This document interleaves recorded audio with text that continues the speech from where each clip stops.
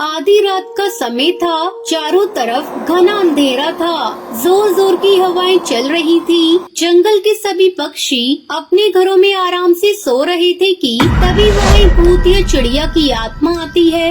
मैं यहाँ पर किसी को भी नहीं छोड़ूंगी, सबको खा जाऊंगी। तभी इतना कहकर भूतिया चिड़िया की आत्मा वहाँ से गायब हो जाती है और सुंदरवन के सुनसान जंगल से हरी नाम का तोता गाना गाते हुए जा रहा था। एक बार आजा जा जा जा जा झलक दिखला जा, एक बार आजा जा जा जा जा झलक दिखला जा। आगे चलते चलते उसको एक जलेबी वाली का ठेला दिखाई देता है। उस ठेले पर एक चिड़िया जलेबी बेच रही थी। जलेबी ले लो, जलेबी, गर्मा गर्म जलेबी।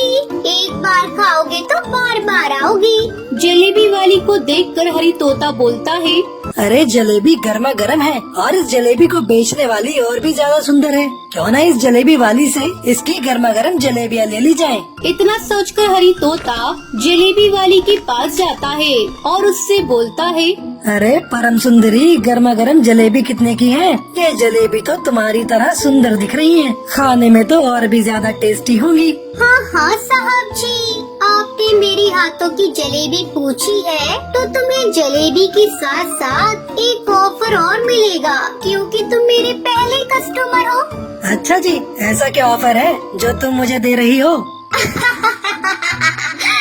चिड़िया हंसने लगती है और हंसते हुए एक भयानक भूतिया टूनी चिड़िया की आत्मा का रूप ले लेती है, जिसे देखकर हरी बहुत ही डर जाता है और भागने की कोशिश करता है। लेकिन भूतिया टूनी चिड़िया की आत्मा उसको अपने लंबे पंखों से पकड़ लेती है, जिसके बाद उसे जिंदा ही निगल जाती है।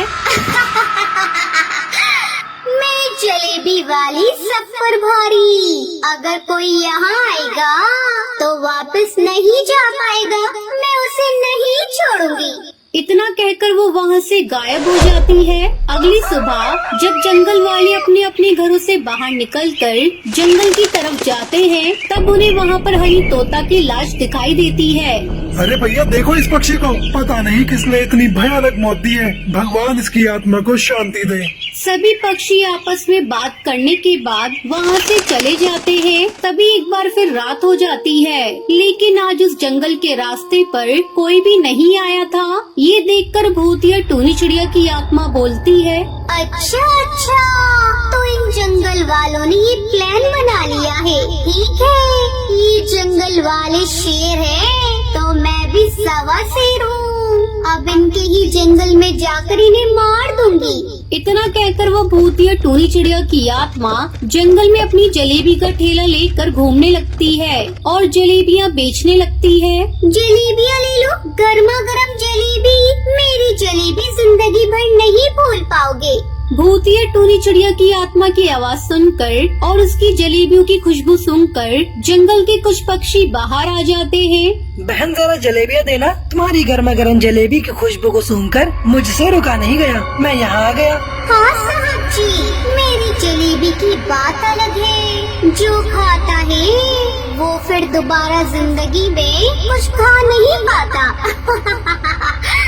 ये कहकर वो अपने असली रूप में आ जाती है और कालू कौवे और उन पक्षियों को जलेबी की कढ़ाई में डालकर मार देती है। मैं तुम सब पक्षियों को मारकर और ताकतवर बन जाऊंगी।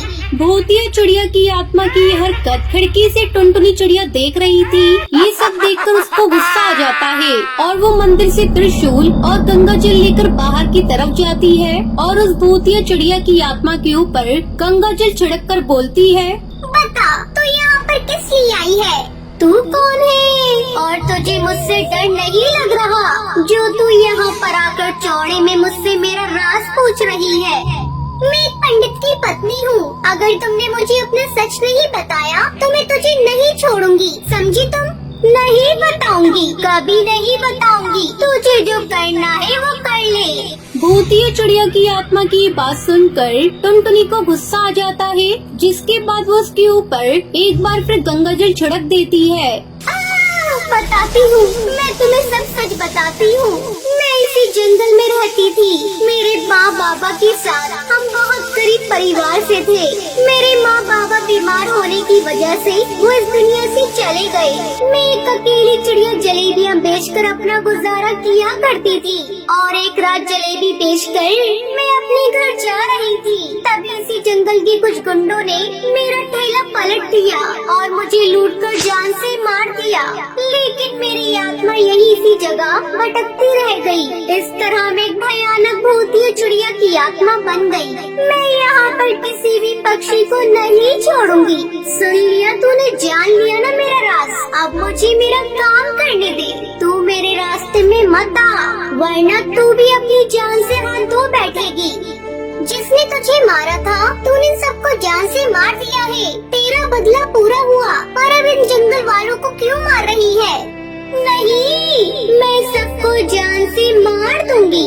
भूतिया टूनी चिड़िया की आत्मा का ऐसा बर्ताव देखकर टुनटुनी को गुस्सा आता है और वो त्रिशूल निकाल कर उस पर वार कर देती है, जिस वजह से भूतिया चिड़िया की आत्मा जलते हुए मर जाती है। बंटी एक ट्रेन ड्राइवर था। ठंड के मौसम में वो रात 2 बजे अपनी ट्रेन लेकर शिमला के जंगल की तरफ जा रहा होता है। तभी अचानक रेड सिग्नल हो जाता है और ट्रेन रुक जाती है। बंटी अपने साथी हरी के साथ खूब सारी बातें कर रहा होता है। हरी तोता ने कल ही रेलवे में ज्वाइन किया था।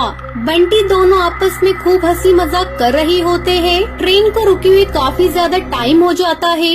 बंटी कबूतर को बहुत गुस्सा आता है और वो ट्रेन से नीचे उतरता है और वहाँ कर्मचारियों से कहता है, कब से रेड सिग्नल हो रखा है? कितना टाइम लगेगा इस ट्रक को ठीक करने में?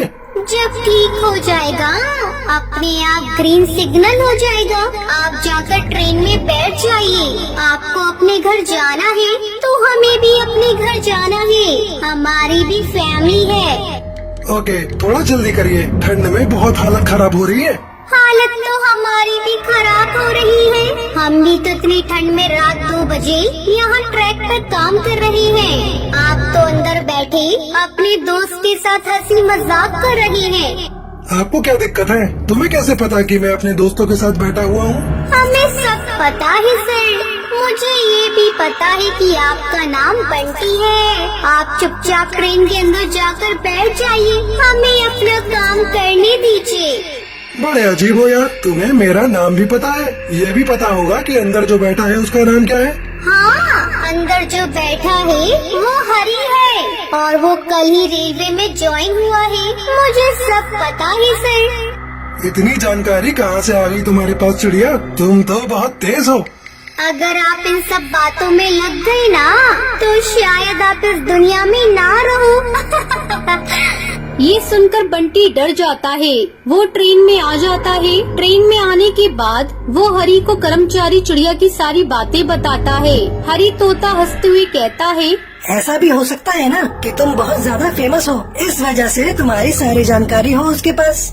ओ भाई, मैं बहुत सिंपल सा सादा सा पक्षी हूँ। इतना फेमस भी नहीं हूँ कि मेरे बारे में कर्मचारी को भी पता हो।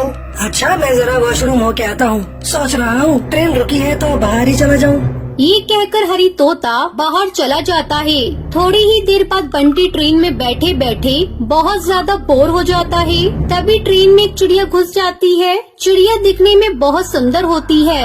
बंटी उस चिड़िया को देखकर कहता है, अरे मैडम, आप कौन है और इस ट्रेन में कैसे?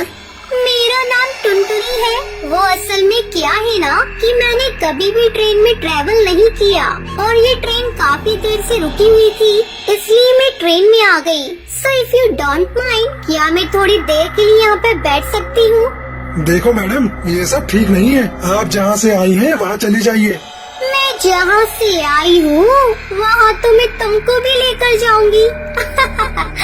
क्या मतलब है तुम्हारा? मतलब ये है कि आप ट्रेन को चलाना शुरू करो। बहुत देर से ग्रीन सिग्नल है और आप ट्रेन को रोककर खड़े हैं। मुझे अगले स्टेशन पर ही रुकना है। आप मुझे बता देना। ग्रीन सिग्नल अचानक कैसे? और मैं अपने दोस्त के बिना नहीं जा सकता। आपको वेट करना है तो करो, वरना मत करो। अरे आपका दोस्त तो कब से आपके पीछे खड़ा है। बंटी जैसे ही पीछे मुड़ता है उसकी आंखें फटी की फटी रह जाती हैं। वो देखता है कि हरी की लाश वहाँ लटकी हुई है और सामने बैठी टुनटुनी चिड़िया वो भी एक भूतिया चिड़िया की आत्मा में बदल जाती है। भूतिया चिड़िया की आत्मा, भागो यहाँ से। ये कहकर बंटी कबूतर ट्रेन से किसी तरह से उतर जाता है और भागता भागता एक स्टेशन पर आ जाता है और वहाँ थक हार कर बैठ जाता है। तभी भूतिया टूनी चिड़िया की आत्मा उसके पीछे खड़ी हो जाती है। बचकर कहाँ जाएगा तू मुझसे। ये भूतिया रेलवे स्टेशन है। यहाँ जो भी ट्रेन और पैसेंजर आते हैं वो यहाँ से बचकर नहीं जा सकते। कोई भी तुझे बचाने नहीं आएगा। अब तू मेरा शिकार बनेगा बंटी कबूतर। बंटी गिड़गिड़ाते हुए भूतिया टूनी चिड़िया की आत्मा से कहता है, मुझे बख्श दो, मैंने तुम्हारा क्या बिगाड़ा है, जाने दो मुझे।